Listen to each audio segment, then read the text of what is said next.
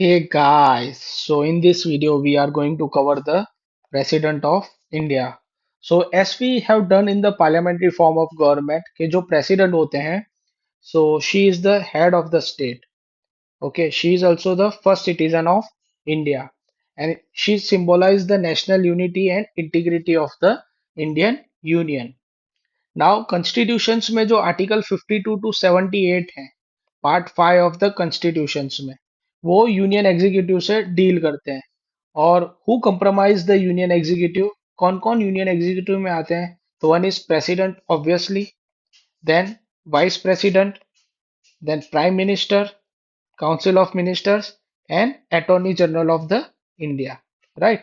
So President, Vice President, Prime Minister, Council of Ministers, and Attorney General of India. This is very important. So they all comprise the Union Executive and deal under the Article 52 to 78 in Part 5 of the Constitutions. Now we'll see the presidential election systems. So who will participate in the president election? तो elected members of the Lok Sabha and Rajya Sabha.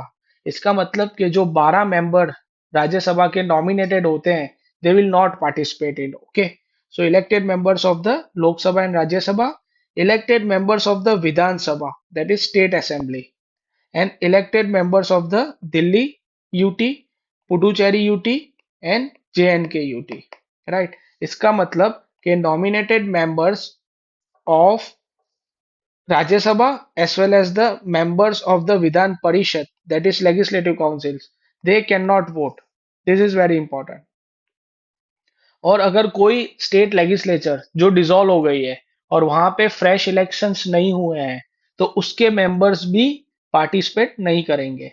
For example, अगर मान लो गुजरात की विधानसभा है, वो dissolve हो गई है और पुराने वाले मेंबर्स तो हट जाएंगे, बट नया इलेक्शंस नहीं हुआ है, तो पुराने वाले members will not able to participate in the election of the president. Right, और कैसे हर एक एमएलए और एमपी की वैल्यू काउंट होती है? तो क्या होता है कि जैसे पॉपुलेशन होती है स्टेट की, मान लो for example there is a one 1 lakh population, assume it 1 lakh population of the Gujarat state. So उसके divided by total elected members होंगे। Right, right now in Gujarat we have 182 members, but मान लो 100 है, मान लो। Okay, so multiply by 1/1000। Right, so multiply by 1/1000। So how much is the value of one MLA? तो 1 lakh divided by 100 divided by 1000, so equivalent to the 1। सो इसका मतलब कि स्टेट की population divided by total elected MLAs multiply by 1/1000, तो वो जो value आएगी ना, that will be the value of one MLA. और ऐसे हर एक स्टेट के एमएलएस की वैल्यू काउंट होगी और उसके divided by total elected MP, तो वहां से हमें एमपी की वैल्यू मिलेगी। राइट, सो इस तरह एमएलए और एमपी की वैल्यू होती है। इसका मतलब हर एक स्टेट वाइज एमएलए की वैल्यू डिफरेंट होगी, हर एक स्टेट के एमएलए की वैल्यू डिफरेंट होगी, हर एक एमपी की वैल्यू सेम होगी। राइट, और इलेक्शन कैसे होता है? So through the proportional representation, by means of single transferable vote, और सीक्रेट बैलॉट होता है। Right, so this is very important. And winner must secure the required quota of the votes. अभी required quota of votes क्या है? तो value of valid votes polled. So जितनी value है valid votes की divided by 2 + 1, सो ये जो भी वैल्यू आई वो आपकी रिक्वायर्ड कोटा ऑफ वोट्स आएगी। राइट, मान लो total value of valid votes है 800। राइट, जैसे एमएलए एमपी की जो जो वैल्यू होगी और जितने वैलिड वोट्स होंगे वो मान लो 800 है, फिर डिवाइडेड बाय 2 होगा यानी 400, और +1, तो जिसको 401 वोट्स आए, so that is the, you can say, winner. Now this is very complicated, there is no need of going into it, क्योंकि ये एग्जाम में आता नहीं। Now, what is the rationale behind the indirect presidential elections? Now we have done that. We have parliamentary form of government, right? So yes, this type of election is harmony with the parliamentary system. क्यों? क्योंकि president जो है वो D jury executive है, right? So he serves as a nominal executive without real power, क्योंकि real power तो कहाँ है? COM, और you can say prime minister के हाथ में है। और ये indirect election is also an cost effective approach, क्योंकि president will only attend the largely ceremonial positions. तो यहाँ पे सबको बुलाना, हर एक, you can say, it citizens of India को वोट कास्ट करवाना. So it's a very time consuming and cost consuming. So there is no need of it because we have a parliamentary form of government. And also it ensures the balanced representations between the union and the states, preventing domination by any single political entity, right? Now we'll see the what are the qualifications and conditions for the presidential elections.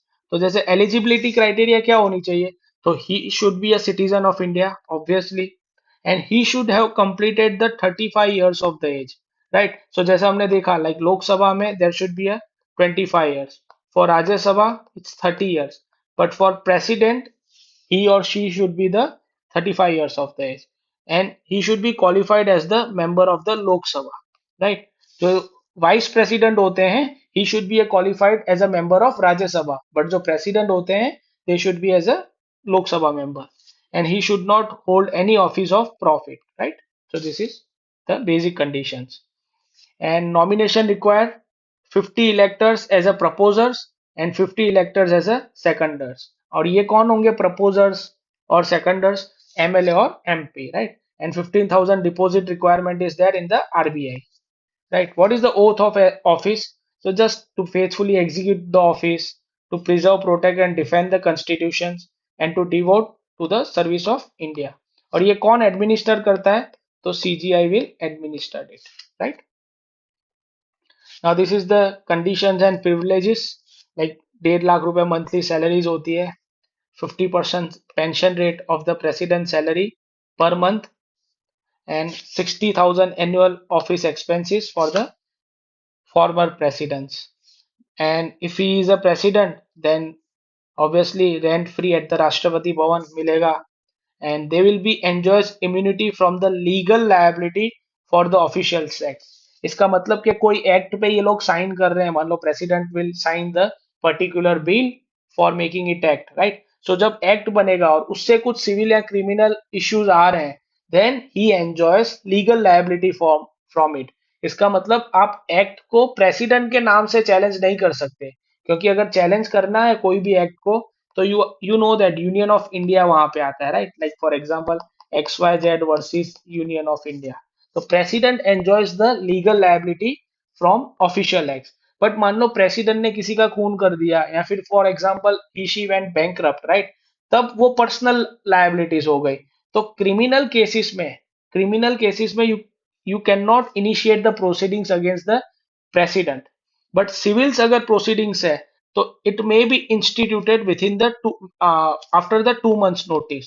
यानी 2 महीने की notice period देके आप civil proceedings initiate कर सकते हो, but criminal proceedings को आप इनिशिएट नहीं कर सकते during the term of the president. और प्रेसिडेंट अरेस्ट भी नहीं हो सकते, इम्प्रिजन भी नहीं हो सकते जब तक उनका टर्म चालू है. Now, what is the term of office? So, obviously, 5 year term is there from the date of assuming office, और unlimited re-election eligibility है, right? अमेरिका में we have seen कि 2 बार अगर प्रेसिडेंट बने, उसके बाद तीसरी बार नहीं बन सकते. But in India president can be made unlimited times, right? Impeachment initiation कैसे होता है? क्यों इम्पीचमेंट होता है? तो एक ही वर्ड दिया गया है कि president can be impeach for the violation of the constitution. ये कॉन्स्टिट्यूशन में दिया गया है कि अगर कॉन्स्टिट्यूशन का वायोलेशन कर रहे हैं तो ही कैन बी इम्पीच. अभी इसका डेफिनेशन क्या है? Now what is the definition of it? Now there is no definition that is given in the constitution, definition of the violation of the constitution. अभी कैसे वो इनिशिएट होते हैं charges? So each house can initiate the charges with 1/4 member signature, right? 1/4 member sign करेंगे और 14 days की notice देंगे, right? Then investigation phase चालू होगा, and if pass by the 2/3 majority, the other house investigates it, और तब president में appear और बी रिप्रेजेंटेड. इसका मतलब कि मान लो लोकसभा और राज्यसभा कोई भी हाउस अगर इनिशिएट कर रहा है चार्जेस को, तो 1/4 मेंबर्स की साइन चाहिएगी, 14 दिन की नोटिस चाहिएगी. उसके बाद 2/3 of the present and voting, वो मेजोरिटी, स्पेशल मेजोरिटी के साथ उसको पास करना पड़ेगा. फिर दूसरे हाउस में वो प्रपोजल जाएगा. वहां पे अगर दूसरा हाउस इन्वेस्टिगेट कर रहा है, तो प्रेसिडेंट में अपियर और भी रिप्रेजेंटेटेड देयर. और फिर अगर दूसरा हाउस भी 2/3 मेजोरिटी से पास कर रहा है, then president is immediately removed, right? So what is the difference between the impeachment procedure and you can say election procedure? तो इलेक्शंस में वी हैव सीन कि एमएलए एमपी दोनों पार्टिसिपेट कर रहे हैं, राइट? और यहाँ पे इम्पीचमेंट में only MPs are participating, so that is very important. Now, how the vacancy in the president office occurs? So, either through the expiry of the term, कि जब भी 5 साल के लिए जो आते हैं, तो अगर 5 साल खत्म हो गए, then vacancy will occur. But the thing is that जो भी outgoing president होते हैं, he will continue until the successor assume the office. It prevents the governmental gaps, right? फिर आइदर रेजिग्नेशन किसको देते हैं? वीपी को. Okay, so to the vice president. Either through the impeachment, okay, for violation of the constitution, और either through the death और any other disqualification. So election must occur within the 6 month of any vacancy. The vice president will serve as the interim president. कब? तो जब death या disqualification हो, जब resignation हो और इम्पीचमेंट हो. इसका मतलब एक्सपायरी ऑफ द टर्म में vice president can not serve as a president. And if both offices are vacant, that is president और वाइस प्रेसिडेंट दोनों वैकेंट है, then CJI or the senior most judge of the Supreme Court assume the presidential duties. Now, in the next video, we will do the powers and functions of the president, and then we will move towards the other topic. So, if you like the video, please subscribe the channel, hit the bell icon button, and share the video as much as possible. Thank you.